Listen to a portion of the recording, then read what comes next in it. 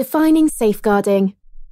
Before we can examine the issues that surround the protection of children, we must first establish what is a child. In British law, a child is defined as being between 0 to 18 years, and the age of criminal responsibility is 10 years. At 16 years of age, a child can give consent to surgical, medical, or dental treatment. A child of 16 years of age can marry, but only with parental consent. A girl or boy of 16 years of age can consent to sexual intercourse.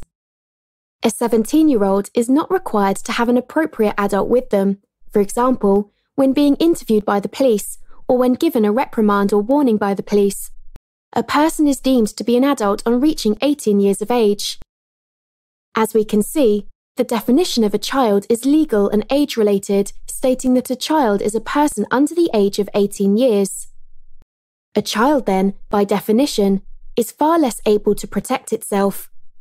Without adequate protection, a child is at risk of harm, mistreatment, exploitation, or neglect from others. This makes a child vulnerable. Children do not understand their vulnerability, which is one of the main reasons they are at even greater risk of mistreatment or harm.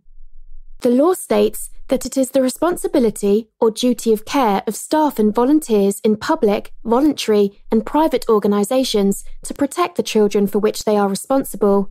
In addition, such staff must ensure that there is a minimum risk of harm and exposure to the perpetrators of harm for all children.